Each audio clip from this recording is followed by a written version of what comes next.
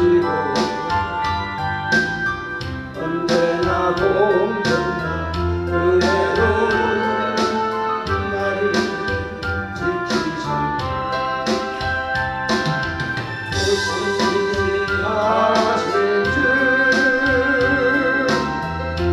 오시하신 주 오시하신 주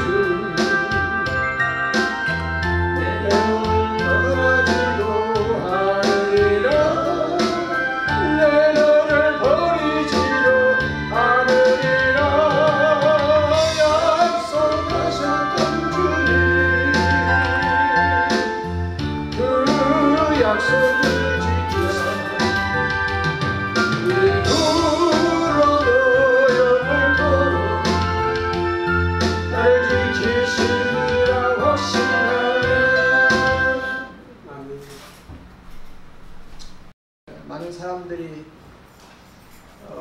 생명을 가지고 이 세상에 태어났습니다. 이 세상에 태어나서 그대로 살다 죽으면 자연사, 할렐루야. 예. 성공한 사람이든지 실패한 사람이든지 잘난 사람이든지 못난 사람, 어떤 사람이든지 이 세상에 태어나서 예수 없이 살아가면은 하나님의 심판을 받는다는 사실을 믿으시기 바랍니다. 아멘. 참 저와 여러분이 여기까지 하나님께서 인도하시고 예수 그리스도를 저와 여러분에게 구주로 주신 하나님께 감사와 영광과 찬양을 바칩니다. 아멘. 나무에 달리신 예수님, 왜 예수님께서 나무에 달리셨을까요? 바로 아담 때문에, 아담이 하나님의 금지하는 나무의 열매를 먹음으로 말미암아서 바로 예수님께서 이 땅에 오셔서 나무에 달리셔서 죽으신 줄로 믿습니다. 아멘. 그 아담은 바로 누구냐 하면 사람이에요. 아담이라는 말은 사람이다. 바로 나를 구원하시기 위해서 예수님께서 이 세상에 오신 줄로 믿습니다. 아멘. 오늘 우리가 말씀을 통해서 정말 예수님께서 이 세상에 나의 구주가 되실까? 정말 예수님을 통해서 하나님의 그 모든 뜻이 이루어졌을까? 한번 우리가 점검해 가면서 정말 저와 여러분이 오직 예수로만 살아가는 귀한 저와 여러분이 됐으면 좋겠습니다. 예수님이 오시기 전 약 700년에서 1000년 사이에 메시아가 나무에서 당하실 구체적인 고난의 모습을 예언하고 있습니다.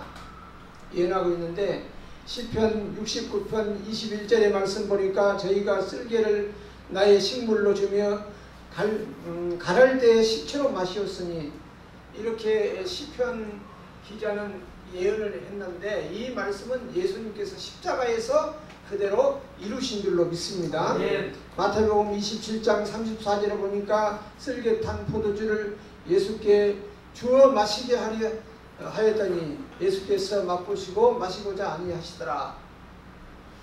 자, 예언된 말씀이 그대로 이루신 줄로 믿습니다. 아멘. 시편 34장 20절에 보니까 또 모든 뼈를 보호하시며 그 중에 하나도 꺾지 아니하도다, 이렇게 예언하셨는데 이 말씀은 요한복음 19장 33절에 요한복음 19장뿐만 아니고 요한복음 4복음서에는 다 이 말씀을 이루신 줄로 믿습니다.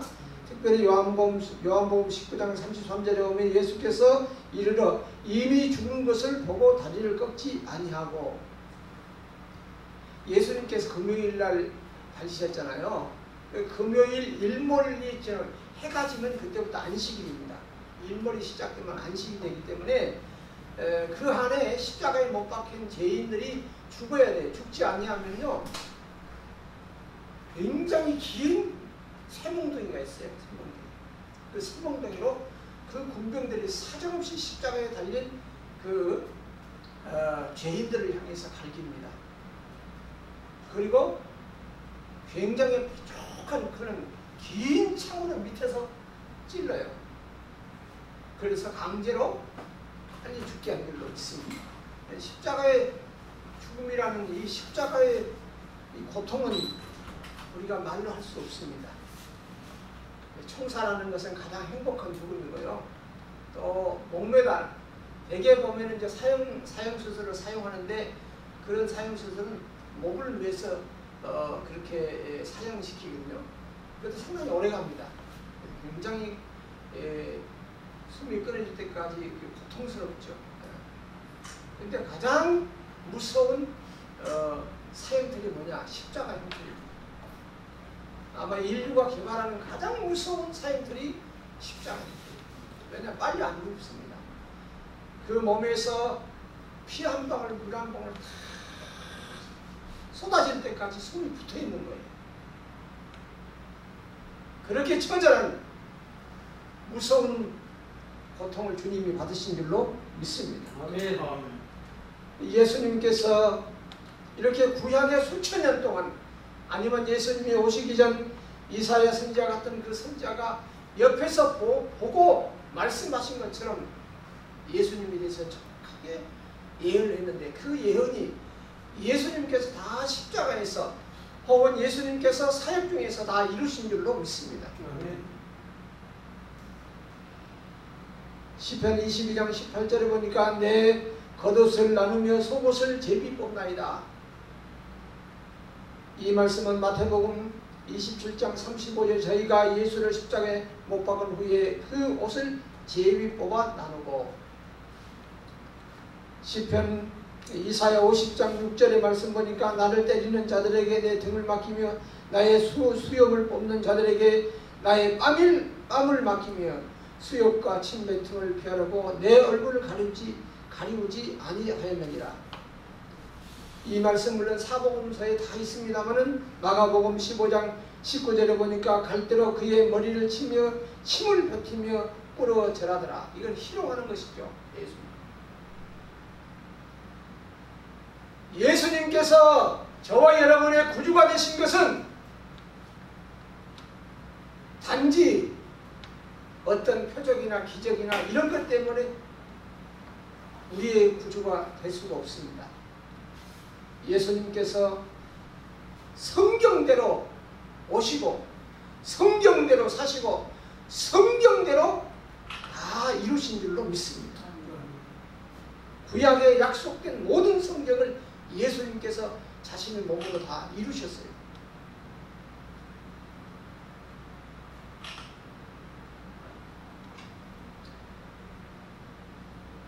시편 22장 16절에도 개들이 나를 에워싸며 악한 무리가 나를 둘러 내 수욕을 찔렀나이다.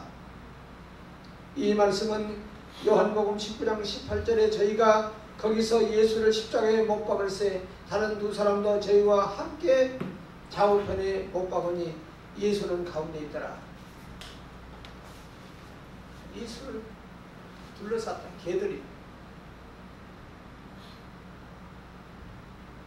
우리가 예수님께서 개라고 하는 말은 되게 이방인 사람들을 가리킬 때 그런 말씀을 쓰신 줄로 믿습니다. 자녀의 떡을 친하여 개들에게 주님이 마땅치 않다. 스로보니게 여인에게 하는 말씀인데 그 여인이 조금 더 예수님의 말씀을 듣고 인격적으로 속상하지 않고 시험 들지 않고 옳습니다. 개들도 주인의 상에서 떨어지는 부스러기를 먹는다. 여자의 내 믿음이 크도다. 내 믿음대로 될지어다. 아멘. 그러군요. 우리가 열심히 하는 것하고 믿음하고는 다릅니다. 열심 가지고 천국에 못 가고 열심 가지고 우리가 돈을 얻을 수가 없습니다. 열심과 믿음하고 다릅니다. 직분과 믿음하고는 전혀 상관이 없습니다. 아멘. 직분이 높다고 해서 반드시 믿음이 좋다? 그런 건 아니에요. 우리가 혹은 목사나 장로나 권사나 이런 직분 가지고 하나님 나라, 우리 주님의 나라 갈 수 없다 그 말이에요. 믿으시기를 바랍니다. 아멘. 우리가 가서 물론 뭐 가서 천사들을 할 수 있어요. 나는 항상 그런 말 합니다. 잘 못해도 괜찮아요. 그렇지만 우리가 바르게 하는 게 중요해요. 바르게 하는 게. 아멘. 바르게 하는 게 중요해요.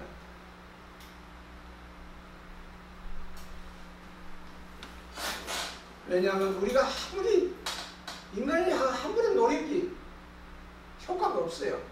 왜냐? 하나님의 말씀이 일하시는 것이고 하나님의 말씀이 역사를 일으키시는 것이고 하나님의 말씀이 사람을 변화시키는 거예요.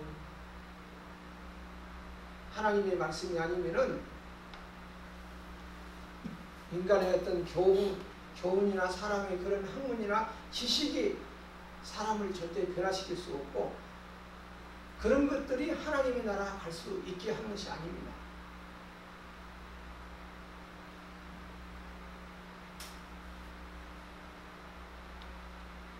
다시 한번 더 보겠습니다. 시편 22장 1절에 보니까 내 하나님이여 내 하나님이 어찌하여 나를 버리셨나이까 어찌 나를 멀리하여 돕지 아니하옵시며 내 신음하는 소리를 듣지 아니하시나이까. 이 말씀 있는데 이 말씀 마태복음 27장 46절에 제90즈음에 예수께서 크게 소리질러 가라사대 엘리 엘리 나막 사박다니 하시니 이는 곧 나의 하나님 어찌하여 나를 버리셨나이까 하는 뜻이다. 이 말씀을 이루신 줄로 믿습니다. 예수님께서 단지 이 땅에 오셔서 병든 자를 고치고 귀신을 쫓아냈다고 해서 우리의 구주가 될 수 있는 게 아니라고 말이에요. 귀신을 쫓아내고 병든 자를 고치고 죽은 자를 살리고 하늘에서 불이 내리게 하는 것은 마귀도 합니다. 사탄도 할 수 있다고 했어요. 우리 한국교회에요. 체면이 들어온 지 오래됐습니다. 체면술. 할렐루야. 체면술이 들어온 지 오래돼서 우리가 속으면 안 됩니다. 속으면 안 돼요. 우리 목사님들은 너무나도 잘 아시겠지만 잘 못해도 괜찮아요. 그러니까 성경대로 바르게 하려고 하면은 하나님이 그때부터 일하세요. 우리가 무슨 머리털 하나도 검기하거나 희귀할 수 없어요. 아무 능력이 없잖아요. 하나님께서 저와 여러분을 도구로 사용하시는 뿐입니다. 그래서 어떻게 하든지 바르게 하려고 하면은 우리 하나님께서 도와주시고 인도하실 줄로 믿습니다. 이사야서 53장 12절에 그러므로 내가 그로 존귀한 자와 함께 분깃을 얻게 하며 강한 자와 함께 탈취한 것을 나누게 하리니 이는 그가 자기 영혼을 버려 사망에 이르게 하며 범죄자 중 하나로 헤아림을 입었느니라. 그러나 실상은 예수님이 범죄자가 아니잖아요. 누가복음 23장 34절의 말씀 보니까 예수께서 가라사대 아버지여 저희를 사하여 주옵소서. 자기 하는 것을 알지 못하니이다. 예수님께서 십자가에서 자기를 찌르고 자기를 채찍으로 때리고 양손과 양발에 무시무시한 그 대못으로 박는 저들을 용서의 기도를 하십니다. 그래서 예수님께서 이사야서 52장에 예언하신 그 말씀을 성취하신 줄로 믿습니다. 아멘. 원수를 위해서 어떻게 축복하고 기도할 수 있어요? 사람으로는 할 수가 없습니다. 근데 하나님의 신이 임하시면 그렇게 할 수 있는 것 같아요. 아멘. 하나님의 신, 전능하신 분, 그분이 나와 함께 계시면 그분이 함께 계셨던 스데반 집사가 죽어가면서 주여 저들의 죄를 사하여 주옵소서.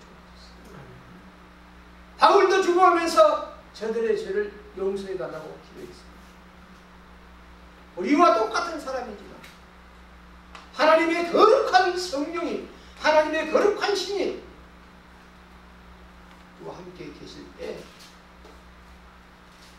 이런 초인간적인 이런 놀라운 능력이 나옵니다.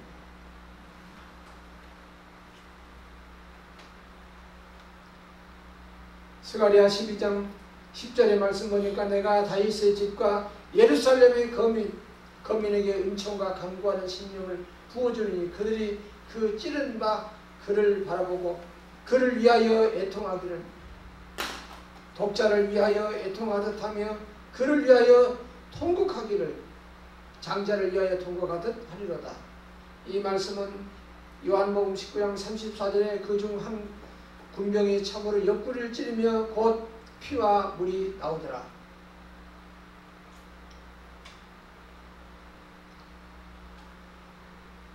이 십자가는요, 원래 십자가는 로마의 가히 로마 나라에 반역하거나 항거하지 못하도록 만든 것이 바로 십자가의 무서운 형틀이에요. 로마인들은 아무리 잘못해도 십자가에 달리지 않아요.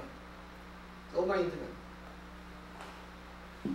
로마인 외에는 바로 이 십자가에 매달아서 사형을 시킨 일로 있습니다. 그러니까 그 당시에는 로마에 항거한다? 요즘처럼 뭐 데모한다? 택도 없어요. 배반하거나 변심하지 못하도록 만든 것이 바로 십자가 형틀인 줄로 믿습니다. 그러나 그 십자가 형틀이 우리 주님이 달리신 것을 어떻게 아셨겠어요? 오늘 본문에 뭐라고 그랬어요? 우리 같이 한번 읽어보겠습니다. 아까 우리 고목사님이 읽으셨지만 다 같이요. 그리스도께서 우리를 위하여 저주를 받으사 율법의 저주에서 우리를 속량하였으니 기록된 바 나무에 달린 자마다 저주 아래 있는 자라 하였습니다. 할렐루야. 예수님께서 바로 나 때문에, 아담 때문에 십자가를 지시고 저주를 받으셨대요.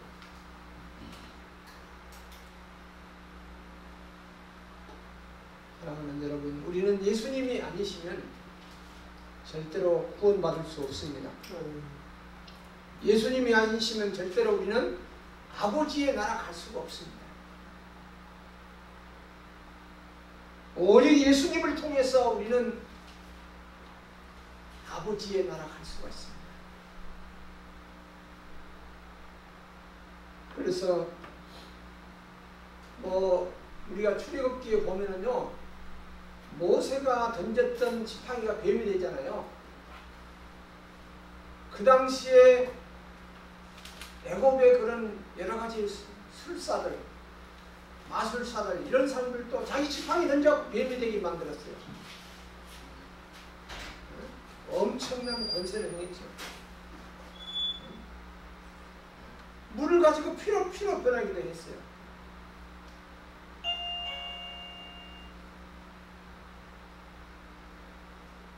그렇지만 거기까지예요. 거기까지.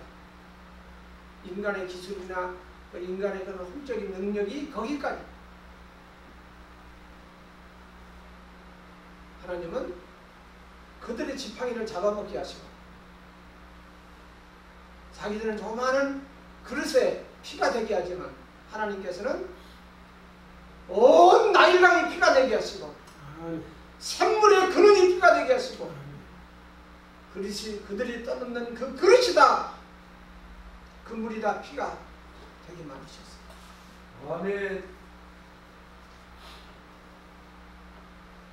우리 하나님은 살아계셔서 오늘도 주의 뜻대로 살기를 원하는 자들, 그 사람들을 찾고 계시고 그들을 통해서 영광을 받으시고 그들에게 하나님께서 은혜를 주신다는 사실을 믿으시기 바랍니다. 아멘.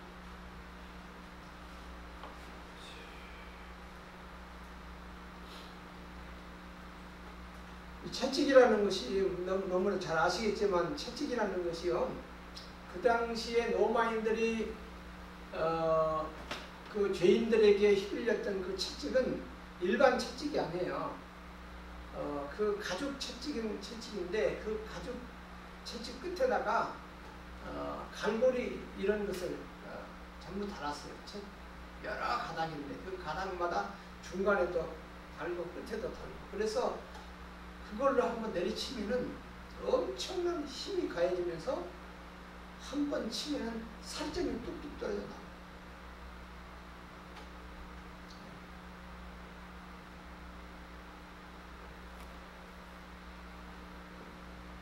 정말 무시무시한 거예요. 네.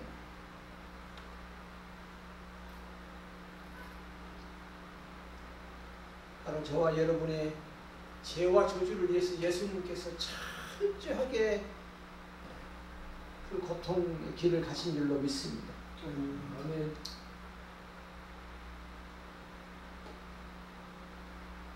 그 요한복음이나 또 마태복음에 보면은 예수님을 가리켜서 어린 양이다 그런 말씀을 많이 썼잖아요.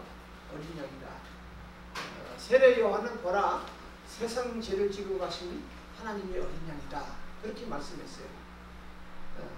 그런데 이 어린 양은 구약에서 생겨나는 말이에요. 이스라엘 백성들은 목축업을 많이 했어요. 그 어린 양을 잡아서 하나님 앞에 피해 제사를 드렸거든요. 양을 잡아서 사람들의 죄를 대신해서 그 죄를 양에다가 증가해서 제사장이 안수하고 그 양을 잡아서 그 피를 그릇에 담아가지고 그 다음에 이제 성소에 들어가서 지성소를 향해서 손가락으로 뿌려요. 7번 뿌립니다. 그러므로 그 사람의 죄가 사해진 거예요.